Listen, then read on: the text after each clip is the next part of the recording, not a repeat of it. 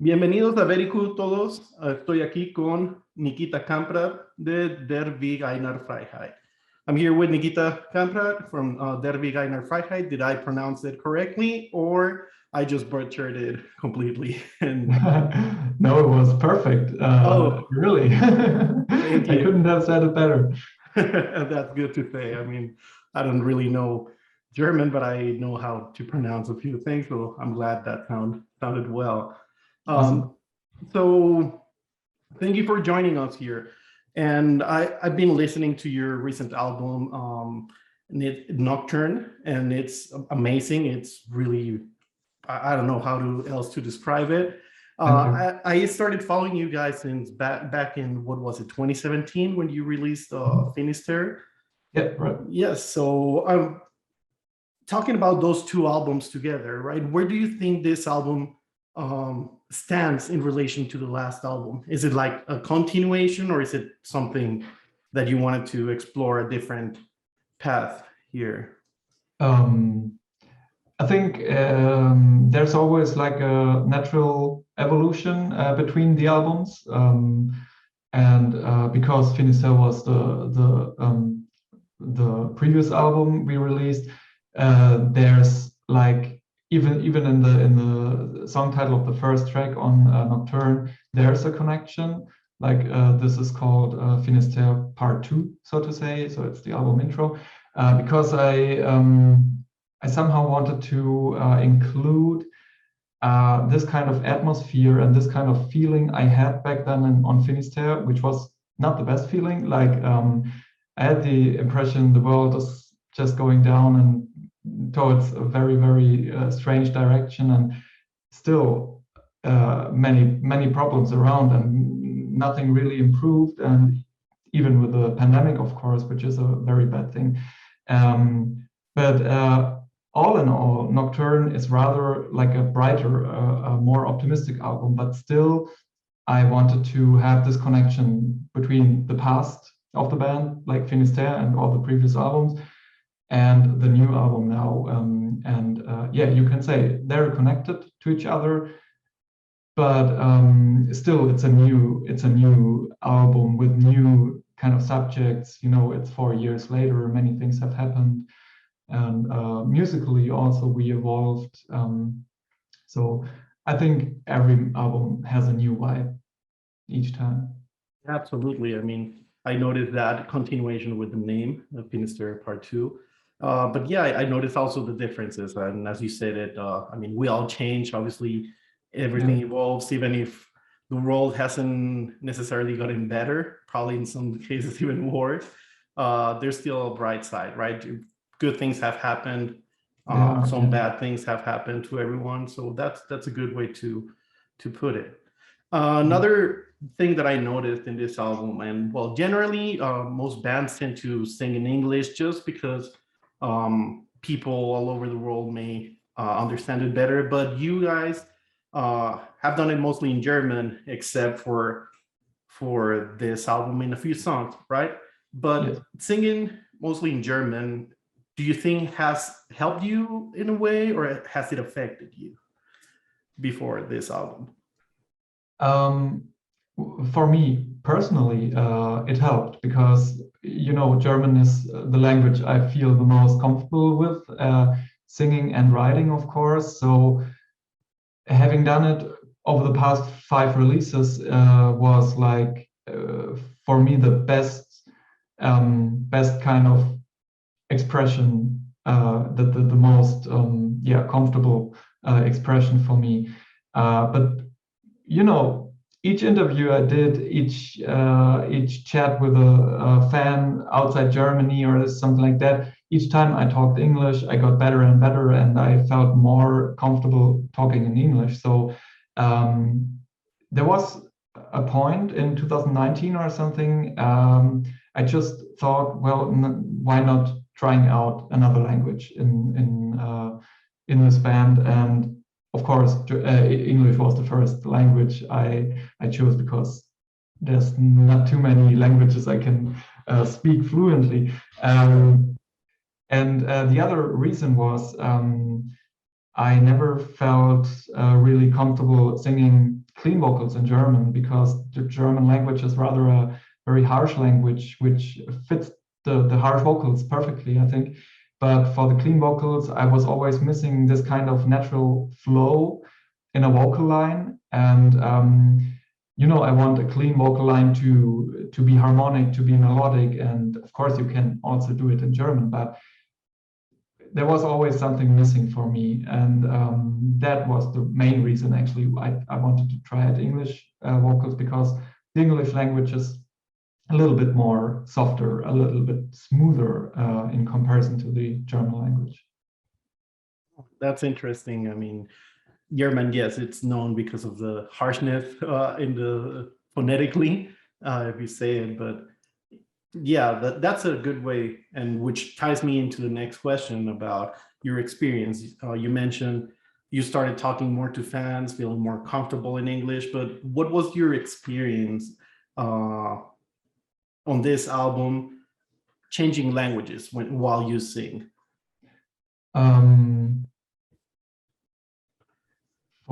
For example, for the song Haven, it was the first song I tried out the English vocals. It was coming very, very naturally, and I was surprised actually that it was this kind of way. I sat down with the guitar and wrote the song, and just actually put some random words after each other, and at some point of time I felt like, well, there's a story behind these words, and they created a natural vibe and flow in this song, in particular in Haven. And I needed to do some adjustments here and there, but basically this lyrics of this song was written in just a few hours, and with the song on the guitar as well. So it came very naturally, and that was surprising, and that got me like, well, why not trying out another song in English, which was in the end Immortal. And yeah, these two songs, these are, because they have this English lyrics, but also because they are musically, they are very different from the other songs. They are very special on the album, and they opened up many doors, I think, for us musically. Sorry. So can you tell us more about your influences for this album? What influenced the album generally, both musically and lyrically? Many people maybe already know it, but through the album title Noktvrn,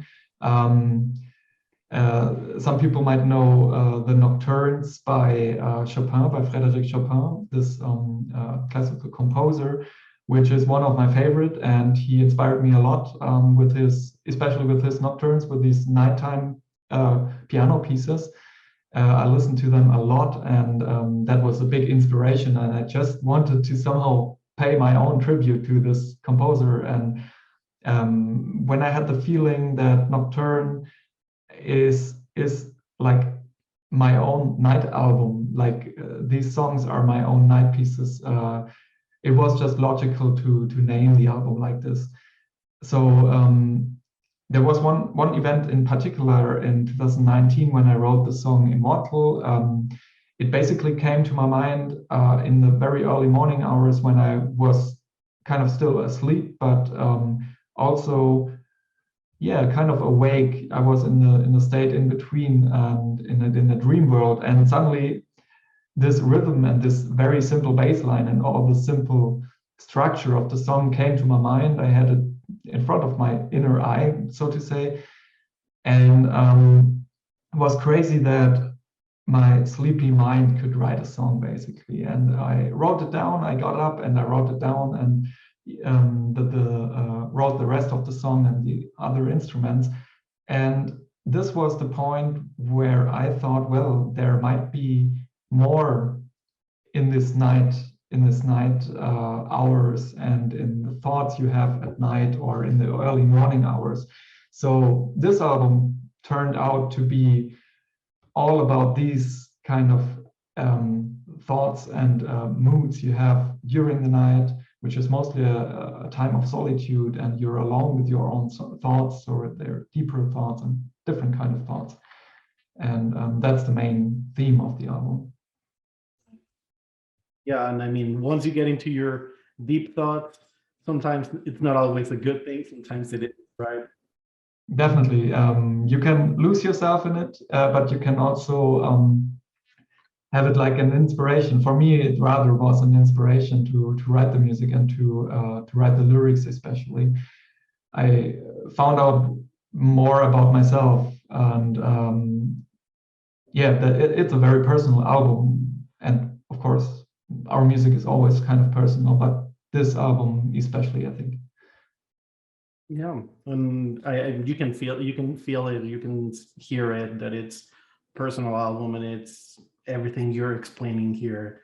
It absolutely makes sense.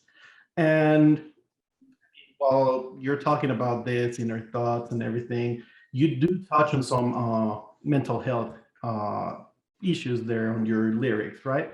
And talking about it is really, really important. I cannot stress how important it is, because it's still a taboo in many cultures, right? Especially in our Mexican culture, nobody speaks about mental health issues. You think about for help, and they think like, no, only people that have no other choice do it. But I thank you for actually bringing this topic, as it actually helps many people. And I've seen it with music myself and other people that I've heard and I've known. This actually helps, and I really thank you. Cool. That's nice to hear. I haven't heard a comment like this actually before in connection to our music or to the lyrics. And you know, I haven't had the aim actually in the beginning when I wrote the lyrics about certain subjects, but when they were finished and I thought about, well, why did I write this kind of lyrics, especially for the song Am Rande der Dunkelheit, it became aware that it's such an important subject, and you also need to talk about, because as you said, not only in Mexico, I think all over the world, and also here in Germany, I have the feeling that if you talk about mental health, or if you have having a problem, no one really has an open ear, and it's always like, you know, it's not like you break your arm and you see the fracture and you go to the doctor and you get help. But with mental health, it's a different thing. You are afraid to get help in the first place, because no one seems to care. And that's a very bad thing, because mental health, it's one of the most important things you can have in your life. You know, not only the physical health of your body, but also the mental health, which is same importance actually. And it's in Germany, you say it's like one of the most popular diseases you can have, besides cancer or any other diseases. It's mental health, so it's very important. It is, especially talking about this in the current situation we're all living, right? A pandemic hits us. People have to get more in their thoughts because they're alone at their homes. They're not seeing a lot of people. Talking about this also obviously affected musicians a lot, not being able to go out and play. But talking about this, can you share some of the differences that you noticed releasing music in this environment compared to your last release? I think, of course, the whole world changed a lot to the internet world. Like, there is a real world, but of course, if you can't go outside and meet people at concerts or have concerts at all as a band, or do some parties or something like that, and talk with other people in the real world. When releasing an album, or releasing this album, we had the impression that there's many things going on in the internet, many comments, reactions, which is a good thing, of course. I don't want to say bad things about it, but still we're a band that loves to play live. We're not the only band that loves to play live, and you know, there's a different kind of reactions and feedback coming from people through the real world or coming from them through the internet. I mean, they're both important, of course, but only having this one side of the story, yeah, it's a bit sad, of course. And we would have loved to play more. We were lucky enough to have 6 shows here in Germany and 1 in Switzerland. That's it. But that was it. We would love to have scheduled a full tour, for example, but it wasn't possible. Yeah, and that was the strange thing with this album. But we wanted to release it because no one knows when it gets better. No one knows if it's better next year to release an album or release it now. So what's the point? We just wanted to have it out, and we feel like people also appreciate it, and we're kind of waiting for the album, and that's a cool thing now, having released it and getting all the feedback, even though it's just mostly through the internet. But that's, yeah, you have to live with it at these times. Absolutely. I mean, and also sometimes when you have something stored, like not releasing it, gets in your mind, it doesn't let you continue with new things just to have it there, right? So, Yeah. talking about that, like, what's next? What's next for you? This is an amazing album. Obviously, hopefully you can tour more for this album. But are you already working on something for the next steps? I have some, like songwriting wise, I have something on my mind, and I probably will work on it, yeah, early next year or in spring next year. There won't be another release next year, but yeah, I'm just yeah, already on it, so to say. And for live, of course, we want to play live as much as possible. We're having a couple of festivals confirmed for summer, and also hopefully another full European tour in fall next year. And then in 2023, we really hope to be able to, yeah, get into other continents, and like the US especially, but also on countries like Mexico and Southern America maybe. And there's even, we got one request from Mexico even the past 2 weeks or something. We're working on it, and maybe even 2022 we can make it to Mexico, but there's a big question mark. Yeah, no one knows, but we're working on it. Absolutely, that's great to hear. I mean,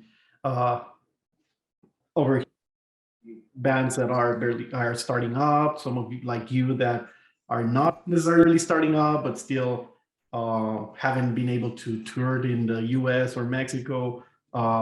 It's hard, right? It's hard when you're right there wanting to go, not being able, fans wanting you here, not being able to, but it's good that you're already planning it, and hopefully if the world allows it, Yeah. we'll be able to see you here. Yeah, everything is really difficult, like not only for the bands, also for the promoters and all the people working in the background making a show possible. You know, if you have to cancel, if you're setting up a big festival and you have to cancel it just 1 week before the actual event, yeah, that's a nightmare, not only for the bands. Yeah, even the venues. Some venues have closed in some cities and or countries, and then you start seeing that it's getting harder to tour and everything. But hopefully, right now it's getting better. Yeah. And yeah, let's see. Here in Germany, we were in the middle of the 4th wave, they call it, and they're already talking about the 5th wave and a new variant of the coronavirus. So yeah, no one knows. Yeah, no one knows. There's some in between waves. There's some opportunities to do things, but not a lot. So hopefully, we see the end of this soon. Not of the world, but the end of the pandemic, so you can actually tour and you can do all that you want to do, and we can actually see you live. Yeah, we're looking forward. I think we just have to have some patience and just be reasonable in what we're doing, like not doing stupid stuff, and just wait a few more months and years, maybe. Absolutely, do everything that's in our hands and everything we can do to actually make this better and make it end sooner. Yeah. Well, I really thank you, Nikita. Thank you for being here with us. Thank you from everyone in Mexico. We are looking forward to what you're going to be doing next, and hopefully seeing you live on this side of the world. Yeah, we hope so too. Really, was a big goal for us to come to Mexico and the American part of the world. Excellent. Well, thank you everyone, and gracias a todos. Aquí estamos en Bericu. Nos vemos a la próxima.